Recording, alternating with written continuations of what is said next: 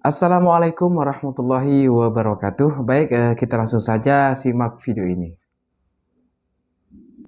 Islam juga percaya bahwa agama mereka adalah satu-satunya agama yang benar. Lalu tanya kepada mereka, ya, di mana Allah berkata bahwa Islam adalah agama satu-satunya yang paling benar dan tolaklah semua agama? Adakah pernyataan eksplisit semacam itu oleh Allah di dalam Al-Quran? Ada tidak? Tapi kenapa kalian percaya kalau tidak ada? Kalau ada, coba tunjukkan. Ya. Semua orang yang memiliki kepercayaan, dia punya keyakinan bahwa keyakinan itu akan mengantarkan dia pada maslahat. Silakan cek, kalau Anda tanyakan kepada non-muslim, dia pun akan yakin masuk surga. Anda tanyakan misalnya pada orang Nasrani, dia yakin masuk surga. Anda tanyakan kepada orang Yahudi, dia yakin masuk surga. Anda tanyakan pada diri kita sendiri, kita pun yakin kita akan masuk surga. Hanya di antara sekian keyakinan itu, kita bisa ukur mana di antara keyakinan yang membuktikan kebenaran dari apa yang diyakini. Sama, Anda ingin mengerjakan sesuatu, semua punya capaian, tapi kan semua capaian itu bisa diukur mana yang paling benar di antara semua itu. Saya beri contoh kepada Anda misalnya. Baik, jika ada orang mengatakan 2 kali 3 sama dengan berapa?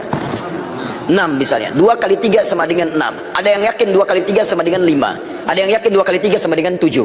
Ada yang yakin 2 kali 3 sama dengan 6. Bagaimana membuktikan keyakinan ini? Mana yang paling benar di antara yang 3 ini? Maka perlu diuji dari semua keyakinan itu untuk menentukan mana yang paling benar dari semua apa yang diyakini itu. Baik, mari kita buktikan misalnya dari semua apa yang tadi diyakini, kita mesti bedakan. Ini ada 2 pertanyaan. Apakah ketika kita akan yakin masuk surga termasuk tasyabbuh? Yang kedua, bagaimana menguji keyakinan antara yang paling benar sehingga iman kita yakin terhadap apa yang kita yakini. Baik, saya mulai dari yang kedua dulu. Quran surah ketiga Ali Imran ayat 19, paling kiri sebelah atas. Innad dina indallahil Islam. Sungguh jika ada pun segala hal yang diyakini disebut dengan agama, din, maka yang paling benar kata Allah, yang saya ridhai hanya Islam. Islam mutlak, itu keyakinan kita. Ketika Allah menyebutkan yang paling benar Islam, bukan hanya menerangkan Islam benar, tapi menurunkan pemahaman-pemahaman supaya yakin cuma Islam yang benar, bukan yang lainnya. Dari mana? Mari kita uji. Dan ini secara ilmiah bisa kita bahas. Jadi jangan sampai antum mengecilkan orang lain tapi tidak punya argumentasi. Quran itu ketika menjelaskan sesuatu sifatnya argumentatif, nih keterangannya. Tapi dari keterangan ini saya tidak paksa Anda untuk meyakini apa yang saya yakini. Anda mau silahkan, saya nggak paksa, itu indahnya Quran. Buka Quran surah kedua ayat 256 paling kiri sebelah bawah. La ikraha fid din. Tidak boleh paksa orang untuk memeluk ad-din. Din yang dimaksud Islam. Quran surah 3 ayat 19. Inna dina indallahil Islam. Di dalam Islam nggak boleh paksa orang, apalagi dengan senjata, nggak boleh. Tembak orang, bom orang, bunuh orang, itu nggak boleh, dilarang. Ya, saya pernah dengar kejadian bom Jalan Tamrin itu. Baik, setelah itu saya ke Lampung, ada pertanyaan, Ustaz, apakah bom di Jalan Tamrin termasuk jihad fisabilillah? Masya Allah. Saya bilang, Pak, Allah, sependek pengetahuan saya, jihad fisabilillah itu jihad di jalan Allah, bukan di Jalan Tamrin. Ya beda. Kaidahnya lain. Sekarang perhatikan, kata Quran, jangan paksa orang. La ikraha fiddin, lakum dinukum waliyadin. Tapi Quran menerangkan, ketika Anda tanya dari mana taunya Islam benar yang kamu yakini, diturunkanlah variabel-variabelnya untuk membuat Anda berpikir di situ. Contoh, dari aspek ketuhanan kan yang paling penting, paling substansial, paling esensial, yang paling kuat dalam tatanan keyakinan itu adalah aspek ketuhanan, uluhiyah. Yang membedakan satu keyakinan dengan yang lain adalah konsep ketuhanannya. Dalam Islam tidak ada yang paling jelas dibanding keyakinan lain tentang yang menjelaskan tentang ketuhanan kecuali dalam Islam. Contoh, saya berikan gambaran, mohon izin. Siapa Tuhan kita? Allah. Perhatikan baik-baik. Perhatikan, ketika Anda menyebutkan Allah, turun perintah dari Allah. Jangan cukupkan katakan Allah. Jangan cukupkan, tapi Anda mesti punya ilmu untuk menetapkan kenapa Allah yang dianggap Tuhan. Kenapa Allah yang kita yakini sebagai Tuhan? Perhatikan, ketika Nabi ditanya oleh orang-orang kafir Quraisy pada saat itu, "Hei, man rabbuk? Man rabbuk?" Karena ketika turun ayat, "Qul a'udzu birabbin nas, qul a'udzu birabbil falaq." Rabb. Kata mereka, siapa Rabb itu? Karena ini Tuhan-Tuhan kami pun, Lata, Uzza, Manat, itu Rabb juga. Rabb kamu siapa? Turun, qul huwa, katakan huwa, yang disebut Rabb itu Allah. Saya tulis Allah. Ketika menyebutkan Allah, perhatikan, Quran surah 47 ayat 19. Fa'lam, Anda mesti punya ilmu. Annahu la ilaha illallah, untuk menetapkan tiada Tuhan selain Allah. Nah, sekarang lihat baik-baik ya. Dari namanya saja, Allah sudah menerangkan, saking jelasnya konsep ketuhanan dalam Islam, namanya saja itu tidak ada bandingannya. Kul, katakan Muhammad, huwa Allah, dialah Rabb, itu Allah Ahad, yang dari sifat namanya dia punya sifat Ahad. Lihat sini, kata Allah, kalau ada satu yang disebut Tuhan, dipertuhankan, maka ciri pertama dia mesti beda dengan makhluk. Lihat baik-baik ya. Konsep ketuhanan dalam Islam mengatakan setiap yang disebut Tuhan, yang diyakini sebagai Tuhan, itu mesti punya perbedaan dengan makhluk yang menuhankannya. Kalau Tuhan sama dengan makhluk, Khalik sama dengan makhluk, apa bedanya kemudian Khalik dengan makhluk? Di kaidah pertama, tidak boleh Allah sama dengan makhluk, Tuhan sama dengan makhluk. Kedua, tidak boleh bahkan Tuhan lebih rendah dari makhluk. Jadi kalau manusia makhluk kuat, Tuhan harus lebih kuat. Kalau makhluknya misalnya, maaf ya, punya kekuatan, Tuhan mesti lebih kuat dibandingkan dengan itu. Sepakat sampai sini? Nah, namanya pun mesti beda dengan makhluk. Lihat, nama Tuhan Allah sifatnya Ahad. Ada Wahid, ada Ahad, itu beda. Kalau Wahid, satu masih mungkin ada dua. Itsnain, tsalatsa, arba'. Tapi kalau Ahad, satu-satunya yang tidak ada duanya. Sekarang perhatikan baik-baik. Dari segi namanya saja, itu sudah punya mukjizat. Kata Allah, nama ini tidak akan pernah ada duanya, dan setiap Anda hilangkan setiap hurufnya akan menunjuk pada zat yang satu. Contoh, Allah, saya hilangkan kemudian satu hamzah wasalnya. Ini baca, lillahi ma fis samawati wa ma fil ard. Saya hilangkan satu huruf, masih menunjuk pada yang satu, Ahad, lillah. Saya hilangkan satu lamnya, lam satu hilang, pasti dia ikut hilang. Baca, lahu mulkus samawati wal ard. Lah masih menunjuk kepada Allah. Saya hilangkan lamnya. Baca, hu itu singkatan dari huwa asalnya. Hu singkatan dari huwa. Karena ketika Anda baca huwa wakaf di sini, maka Anda hilangkan wa-nya, baca hu-nya. Quran surah kedua Al-Baqarah ayat 255, paling kiri pertengahan. Allahu la ilaha illa hu, huwal hayyul qayyum, wakaf di hu, huwa. Allahu la ilaha illa hu, wa-nya enggak dibaca. Kalau Anda ingin baca, Anda munculkan lagi huwa. Lihat, ketika Anda wakaf di situ, Allahu la ilaha illa hu, asalnya dari huwa, menunjuk kepada Allah. Kalau Anda tanya, siapa itu huwa Ustaz? Kembalikan ke ayat Quran surah ke-112. Kul huwa Allahu ahad. Kul huwa Allahu ahad. Masih menunjuk kepada Allah. Kalau saya hapuskan kemudian, ini saya hapus lagi. Kelihatan? Tidak. Setiap yang tidak kelihatan disebut dengan ghaib. Maka Allah kemudian menerangkan dalam Quran surah kedua ayat yang ketiga, alladzina yu'minuna bil ghaib. Masih menunjuk kepada ghaib itu ahad, Allah. Setiap huruf dihilangkan masih menunjuk pada zat yang sama. Itu baru namanya saja. Sekarang Anda hadirkan segala nama yang dipertuhankan di sini, tuliskan. Ambil contoh saja. Saya tidak tuliskan untuk menghormati kepercayaan yang lain, tapi kalau Anda ingin coba, silakan masukkan. Karena kita agak sensitif nih, pulang dari sini jadi tersangka nanti saya.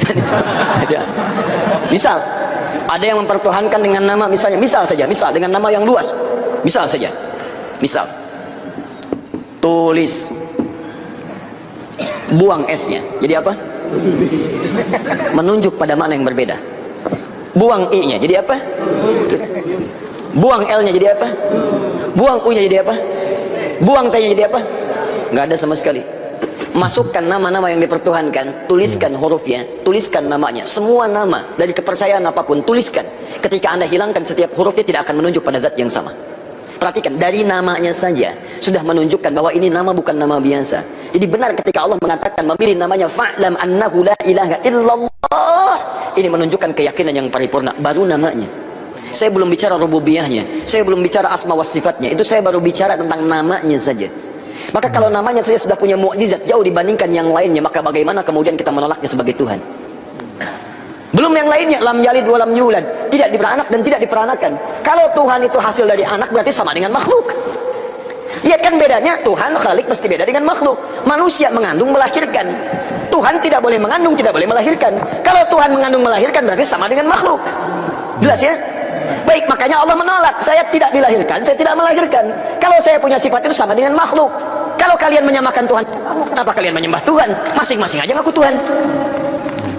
Walam yakun lahu kufuwan ahad, dan tidak punya partner dalam kekuasaannya. Wah, kalau punya partner bahaya. Tuhan ini pengen begini, Tuhan itu pengen begitu. Ya, ada Tuhan pemberi nikmat dan Tuhan pemberi azab. Begitu mau diberikan nikmat, kata yang azab, jangan, karena saya mau mengazab itu. Kata yang memberi nikmat, jangan dulu, saya berikan itu. Ribut sama Tuhan. Jelas ya? Jadi kalau kita meyakini misalnya Islam agama yang hak, kemudian itu mengantarkan kita ke surga. Ketika Anda yakin dengan Allah, disebut beriman. Iman syarat pertama mengantarkan ke surga. Karena itu ketika Allah menyebutkan kalimat surga pertama dalam Quran surah kedua Al-Baqarah ayat 25, paling kanan sebelah atas, maka disebut kalimat iman dulu. Wa basyiril ladzina amanu wa 'amilus salihati anna lahum jannatin tajri min tahtihal anhar. Berikan kabar pada orang-orang beriman dan beramal soleh, maka mereka mendapat kesempatan untuk bisa masuk ke dalam surganya Allah yang mengalir sungai-sungai keindahan di dalamnya. Jadi ini yang pertama. Jadi kalau ada misalnya, mohon maaf ya, mohon maaf, orang-orang meyakini, oh agama saya benar mengantarkan ke surga, kita bisa uji dengan keterangan-keterangan dalam Al-Quran. Jelas ya? Masya Allah.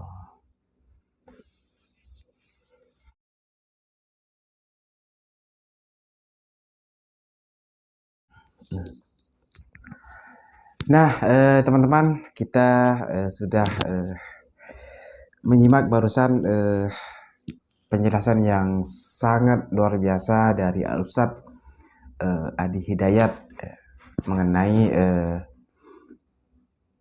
apa yang dikatakan oleh seorang pendeta, yaitu kita tahu teman-teman ya, Esa Soru ya, yang mengatakan bahwa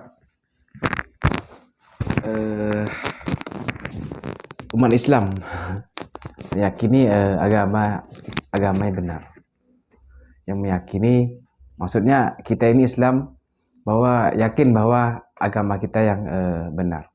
Nah, tadi kita melihat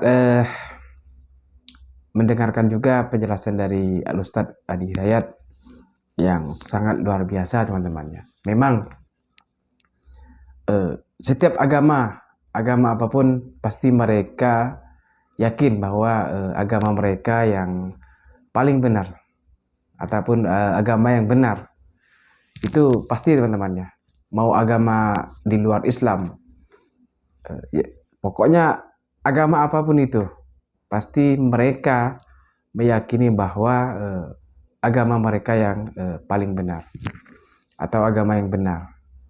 Sama halnya kita yang Islam teman-temannya, pasti kita yakin bahwa agama kita yang paling benar teman-temannya, bahwa agama yang diridhoi Allah itu adalah agama Islam. Itu keyakinan kita sebagai umat Islam teman-temannya. Nah, itu tidak bisa dipungkiri lagi. Nah, sedangkan Esa Soro tadi mengatakan, ya buktikan mana buktinya gitu. Kalau istilahnya teman-teman, kalau Islam itu benar katanya kan. Nah, ya itu kan anggapan dia teman-teman ya. Kita tetap meyakini bahwa Islam adalah agama yang benar berdasarkan tadi sudah dites. Nah, dites kebenarannya teman-teman ya. Jadi bukan hanya kita nih mengatakan Islam itu benar, Islam itu yang paling benar, tapi ada buktinya teman-teman ya. Nah, jadi tidak asal ngomong kayak si Esa Soro tadi kan, kalau memang Islam itu benar, mana buktinya kan katanya kan. Nah, tadi Ustadz Adi Hidayat sudah luar biasa, Masya Allah, beliau orang cerdas ya, orang berilmu, orang soleh, dan penjelasan juga sangat luar biasa teman-teman ya, membuktikan kebenaran Islam itu teman-teman ya.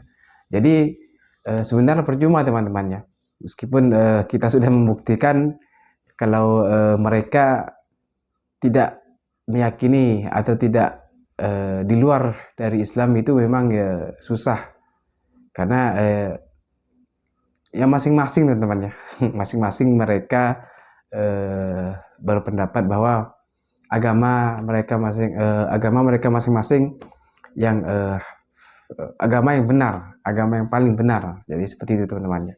Nah, jadi kita yang Islam tetap meyakini bahwa agama kita yang benar, yang paling benar. Apapun orang agama lain yang mengatakan Islam itu seperti apa, tapi kita yakin kepada diri kita bahwa Islam yang paling benar, dan bahwa agama yang Allah Ta'ala ridhoi itu adalah agama Islam.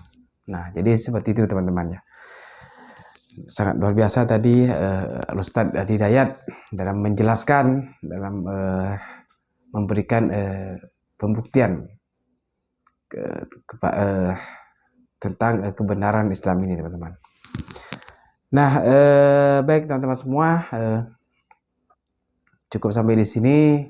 Lebih kurangnya saya mohon maaf apabila ada kesalahan yang saya sampaikan. Saya hanya ingin mencoba untuk memahami dan menanggapi teman-temannya. Nah, jadi apabila ada kesalahan yang saya sampaikan, mohon dimaafkan yang sebesar-besarnya. Nah, baik teman-teman, terima kasih sudah menyimak video ini. Mudah-mudahan bisa bermanfaat dan menambah ilmu serta dijadikan pembelajaran untuk kita semua. Nah, baik teman-teman, terima kasih atas dukungannya untuk channel ini. Mudah-mudahan bisa bermanfaat. Dan saya akhiri. Assalamualaikum warahmatullahi wabarakatuh.